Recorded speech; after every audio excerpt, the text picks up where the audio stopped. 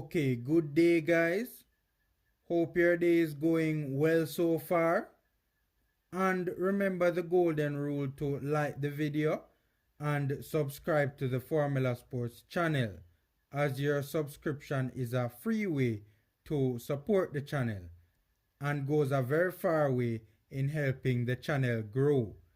And a big thanks to everyone who has already subscribed.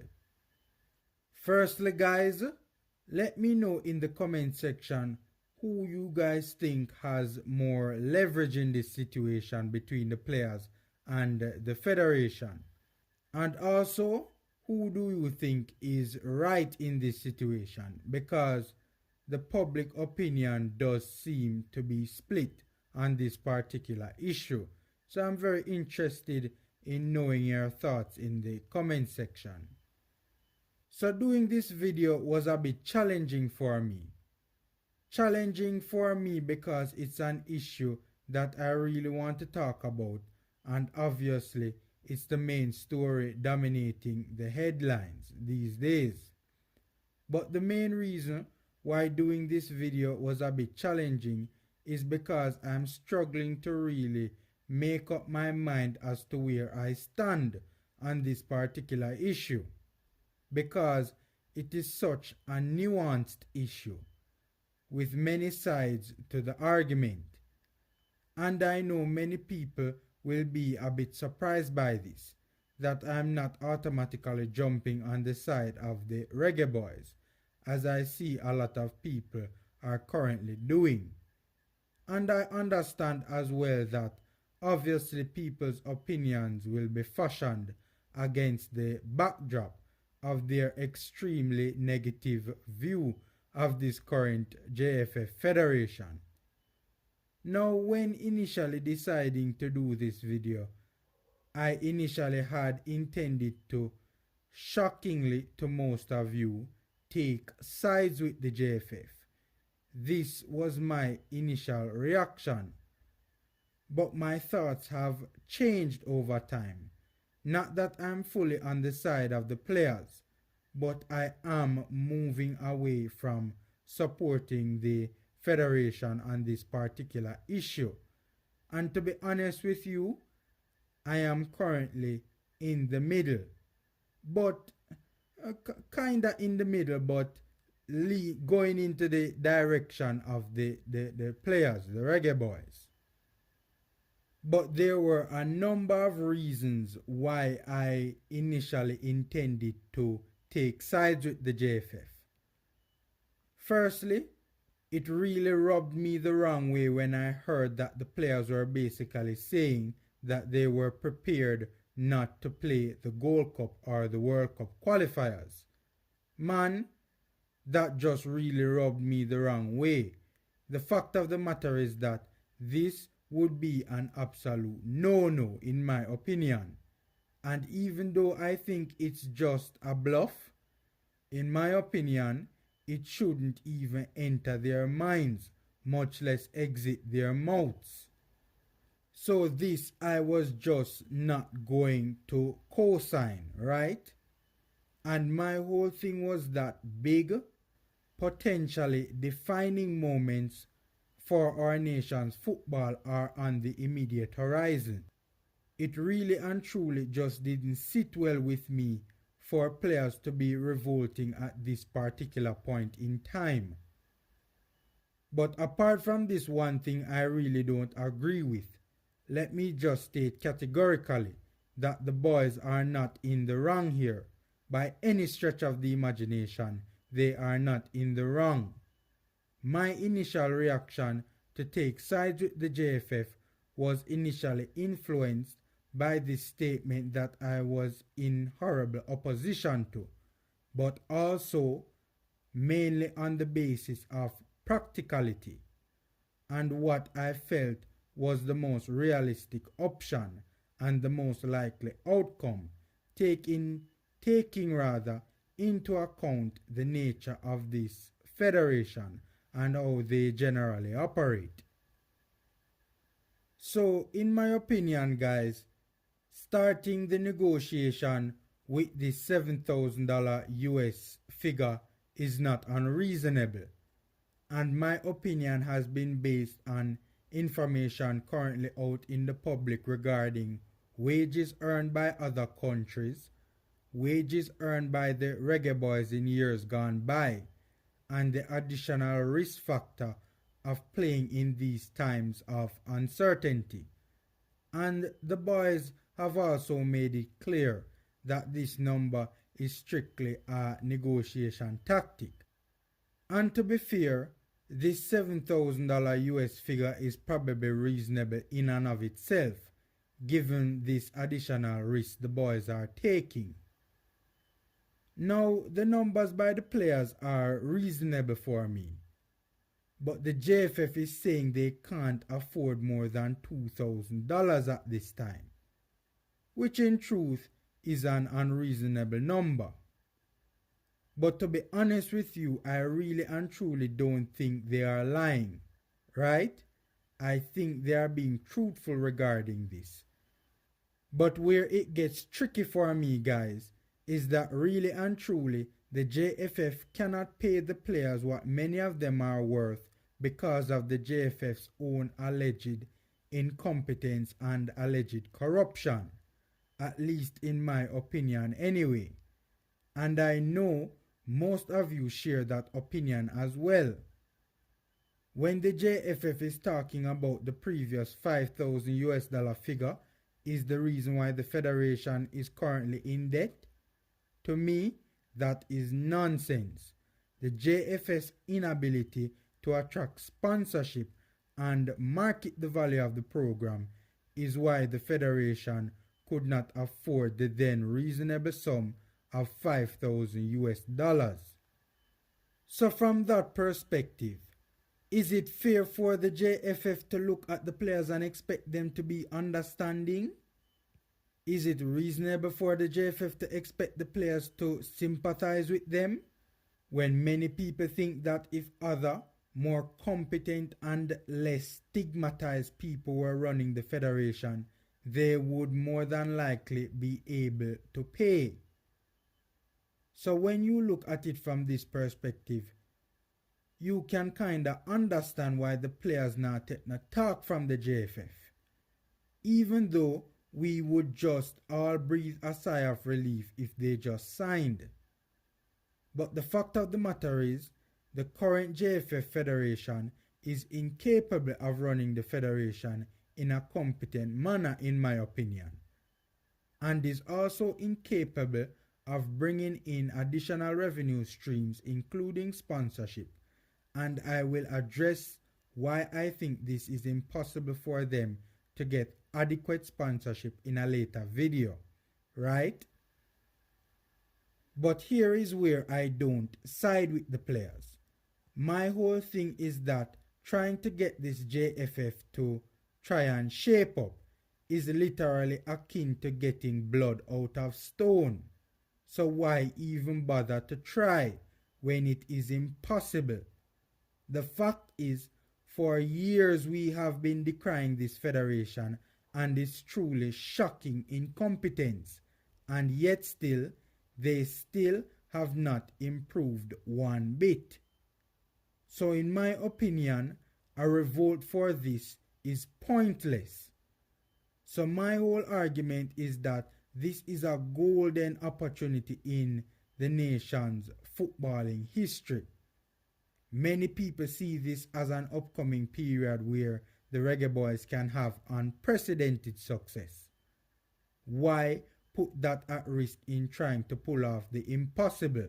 Because they are not going to shape up, they damn sure aren't going to resign, and they can't do much better in generating more revenue streams to pay you guys what you deserve. So honestly, I'm torn, because on the one hand, I think they really cannot afford it, and it does seem impossible to give the players a reasonable wage with not one sponsor. But the fact is, they are indeed entitled to this, right? But on the other hand, the big question is, where the hell are they going to get the money from? what do the players expect the JFF to do? Abracadabra the funds out of thin air? And then there is the whole issue of these numbers might seem astronomical to the average Jamaican, but the fact is, these are the sort of figures that it would take to run a program like this, with the sort of quality we possess. And in my opinion, it's the JFF's own fault why these figures are out of reach. But the fact of the matter is, in all fairness, the players should be fairly compensated. But this administration is incapable of paying the players what they deserve. And the sad reality is, it's a cold day in hell before the JFF resigns. They aren't going anywhere anytime soon. So again, based on the most realistic standpoint, I was hoping the players would just cave and take the $2,000 and just go and rep the country and win the Gold Cup and qualify for Qatar. But what really got me leaning to the side of the players was one, when I started to think about the patriotism argument that the JFF always uses to try and get the players to buckle. And I started looking at it from the players' standpoint. The players must be saying to themselves, why don't the JFF board do the patriotic thing themselves? What's in the best interest of the nation's football, and resign? Also, the emergence of new information surrounding the contract has got me leaning for now in the direction of the players.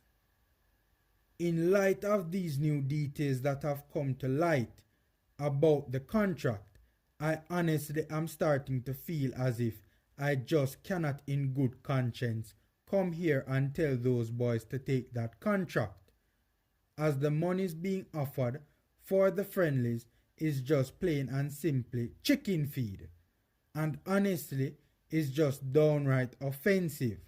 I mean, things just get to the stage where they are just downright offensive.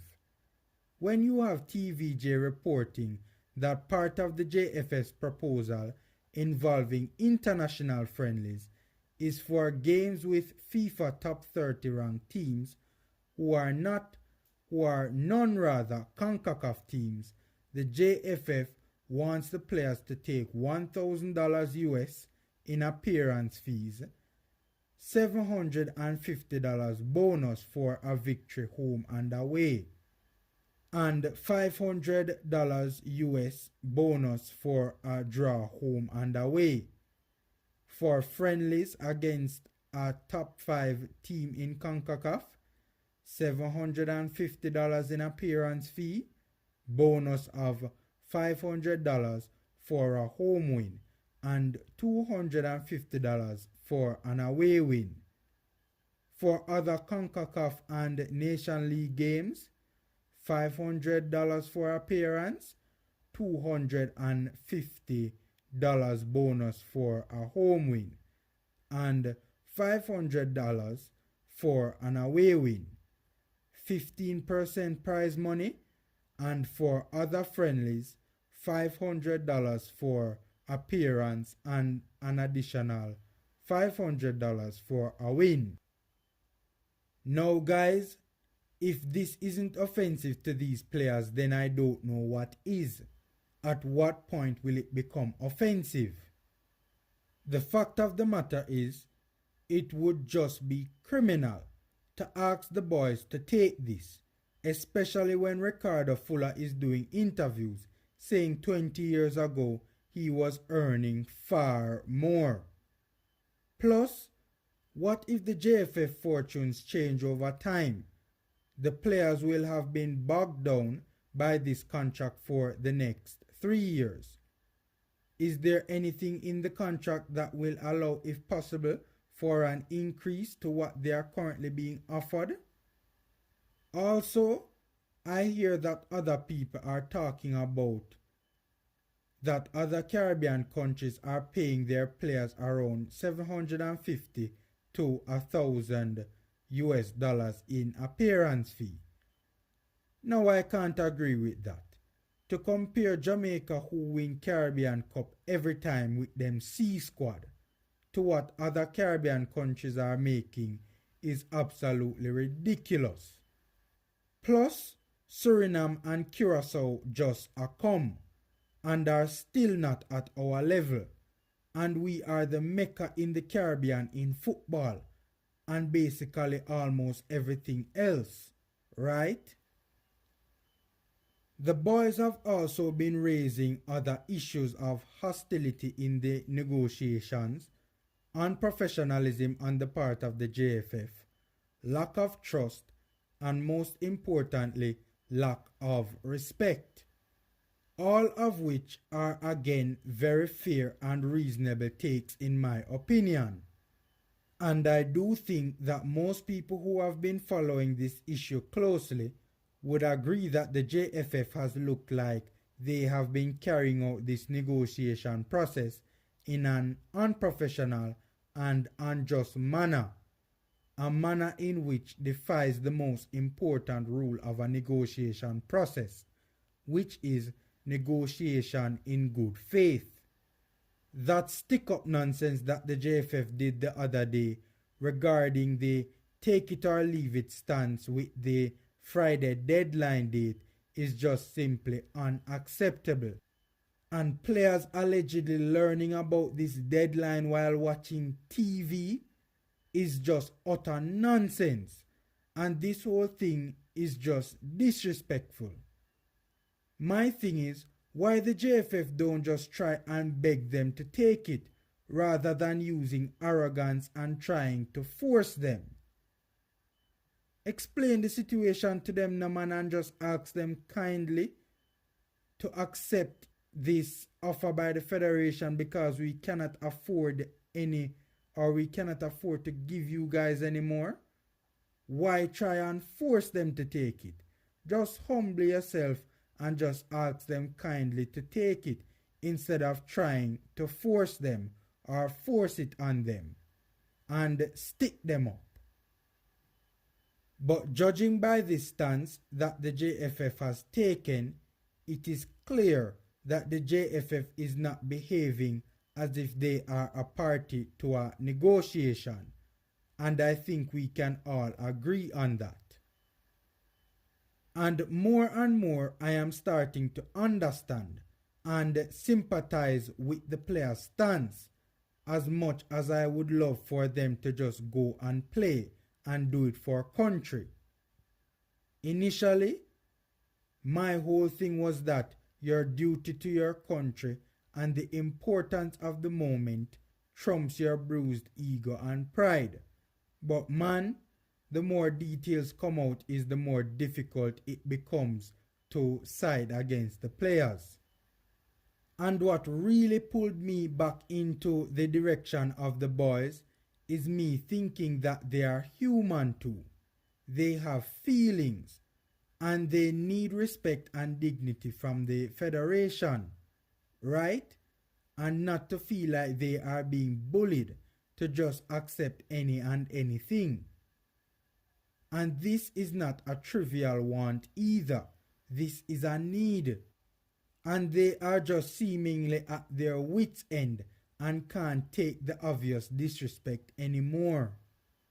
And their well-being is most important as well. We as fans can't forget that.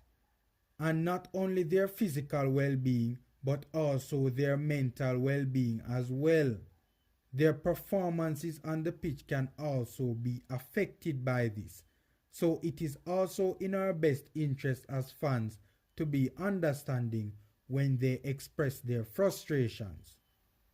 And also, we do want them to feel comfortable when representing us, right? And not to be stressed out by the actions of the Federation. So again, I'm not going to say that the boys are being unreasonable, and there is obviously no trust between both parties, given all of what has gone on in the past by the Federation and even with the whole Damian Lowe leaked tape gate. Even though whoever leaked that thing did the right thing in my opinion. So all of this is just really highlighting the tug of war going on in my head. Because the fact of the matter is, again, the JFF in my opinion are incapable of change. And it's going to be a while before we see any of them relinquish power. And it gets really confusing when trying to juxtapose that with the players' needs and our craving for national success as fans. One major issue though that I was not very certain about was when the players stated that it was not only the lowball figure of $2,000 that they had an issue with, but it was also the issue of the nitty-gritties of the contractual agreements being very unreasonable, and also because they feel the JFF is not being honest and sincere surrounding these nitty-gritty issues. So they don't trust the JFF regarding their stance on the so-called bigger issues.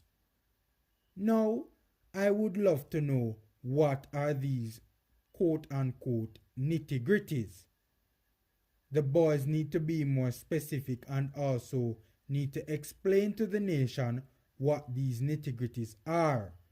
Because if you are going to come out and say that the JFF is putting the $7,000 out there to try and curry favor with the public and to represent you guys in a not so positive light, and that the JFF are ignoring the nitty-gritty issues and not addressing those in public, then you need to state publicly what these nitty-gritty issues are.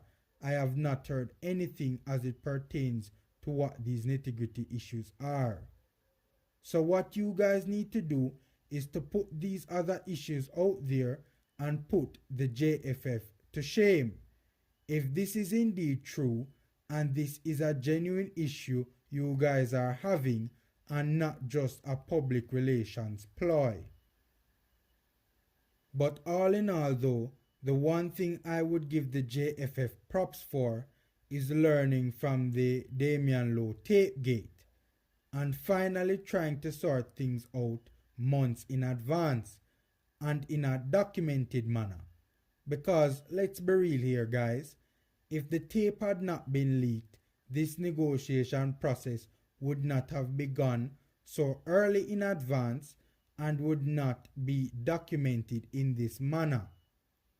And we would have had the same nonsense taking place where a couple days before the tournaments, JFF start word of mouth over the phone salary discussions with players instead of a documented negotiation process followed by a written contract. So basically because of the backlash from that whole Tapegate situation with Damian Lowe, the JFF are trying to do things differently. But again, in my opinion here guys, the JFF still has not handled this well at all, even with this improved way of doing things.